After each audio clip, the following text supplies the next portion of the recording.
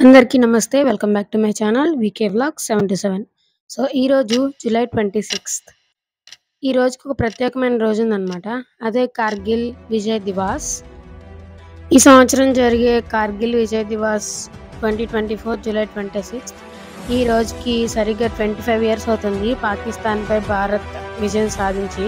ఈ వీడియోలో మనం అసలు ఏం జరిగింది, అసలు కాంటెక్స్ట్ ఏంటో తెలుసుకున్నాము. భారత్ అండ్ పాకిస్తాన్ ఈ రెండు దేశాల మధ్య 1971లో పెద్ద యుద్ధమే జరిగిందనమాట.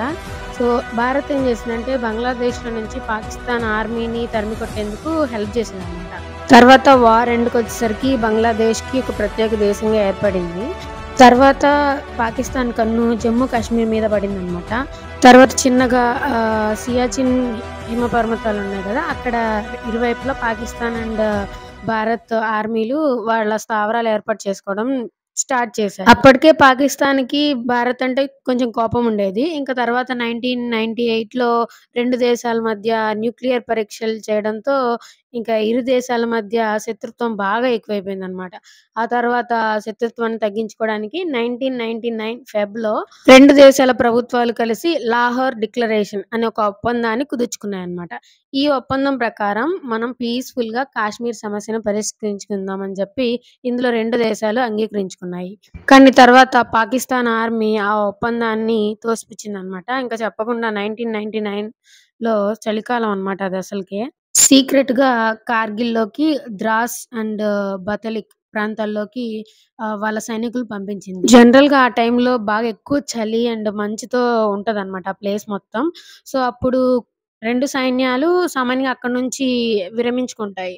సో అదే ఛాన్స్ గా తీసుకొని పాక్ ఏం చేసిందంటే వాళ్ళ సైనికుల్ని మన భారత్ సైనిక స్థావరాలకి ఆక్రమించడానికి పంపించింది అనమాట. అలా కొంత భాగం ఆక్రమించేసింది. సో ఈ విషయం మన భారత సైన్యానికి కొంచెం లేటుగా తెలిసింది. అప్పటికి పూర్తిగా అక్కడ ఎవరున్నారో తెలీదు కానీ ఆక్రమించారని తెలిసింది. మేబీ ఉగ్రవాదులు అయి ఉంటారని చెప్పి మన భారత సైన్యం కొంతమంది సైనికుల్ని అక్కడ పంపించిందనమాట. సో వాళ్ళని ఎదుర్కొంటూ మన సైనికులు అక్కడికెళ్లారు. ఆ తర్వాత తెలిసిందనమాట వీళ్ళు ఉగ్రవాదులు కాదు, పాకిస్తాన్ మిలిటరీ అని. సో అప్పటి నుంచి రెండు దేశాల మధ్య యుద్ధం స్టార్ట్ అయింది. ఈ యుద్ధం కోసం కార్గిల్లో దాదాపు 2 లక్షల భారత సైనికులు రంగంలోకి దిగారు.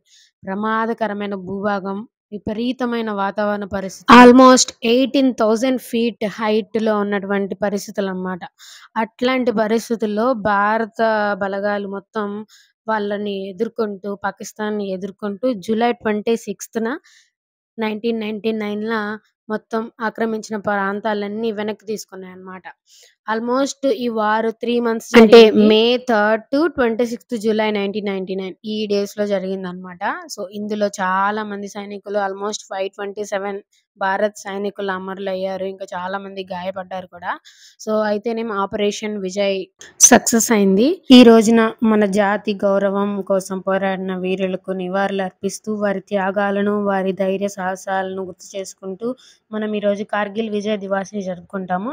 సరిహద్దుల్లో ఉంటూ అక్కడ ఉన్న గట్టి పరిస్థితులను అనుభవిస్తూ అలాగే వాళ్ళ పర్సనల్ లైఫ్ ని కూడా పక్కన పెట్టేసి మన దేశం కోసం ప్రాణాలు అర్పించిన ఎందరో సైనికులు కూడా ఉన్నారు. వాళ్ళందరి త్యాగాలను గుర్తిద్దాం, వాళ్ళని గౌరవిద్దాం.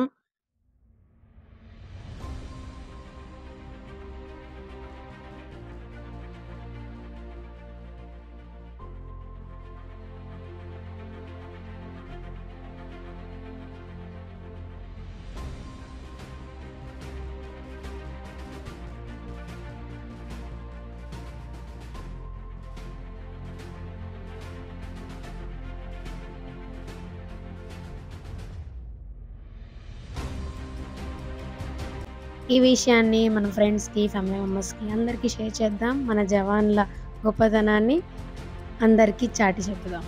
అంతే ఈ video. Thanks for watching till end. Video నచ్చితే లైక్, షేర్ అండ్ సబ్స్క్రైబ్.